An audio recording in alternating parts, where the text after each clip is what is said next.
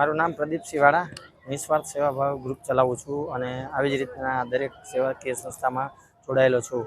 આજરોજ જામનગર મહાનગરપાલિકા દ્વારા આયોજિત શ્રાવણી મેળામાં અમે મેળાના આયોજકો મારા મિત્ર શ્રી સબીરભાઈ, નિલેશભાઈ, સંજયભાઈ અને મારા સાથી મિત્ર શક્તિભાઈ, ગિરીશભાઈ બધા મળીને 400 જેટલા બાળકોને આજે મેળાનું મનોરંજન પૂરું પાડી રહ્યા છીએ અને મને ખૂબ આનંદ છે.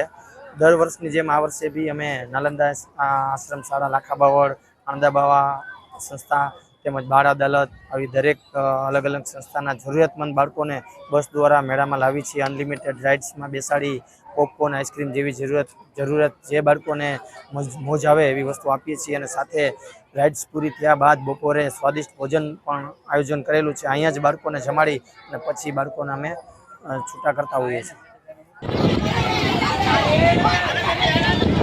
નામ રાજકોટ રાજવીર સંજયભાઈ.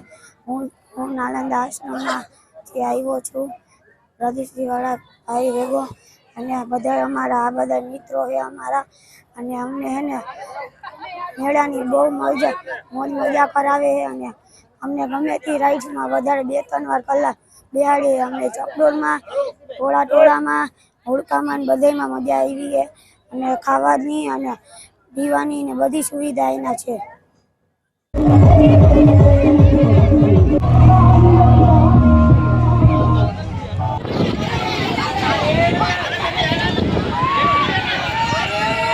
માટે ફાળવતા હોય છે. અમારા મિત્રો મહામંડળ દ્વારા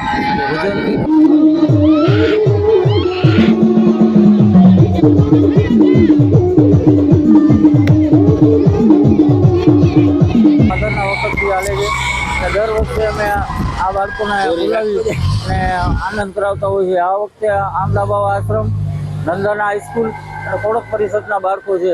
એ બાળકોને અનલિમિટેડ મનોરંજન અને પ્લસ અમે ભોજન સંભાળની પણ વ્યવસ્થા કરેલી છે. મારા મિત્રો પ્રદીપસિંહ વાળા દ્વારા આ લોકોને લઈ આવવાની વ્યવસ્થા કરવામાં આવે છે બસ દ્વારા, અને અમારે આ લોકોને મનોરંજન પૂરું કરવું અને ભોજનનું કાર્યક્રમ પૂરું કરવું અમારી ટીમ દ્વારા એ આયોજન કરતા હોય છે દર વર્ષે અમે.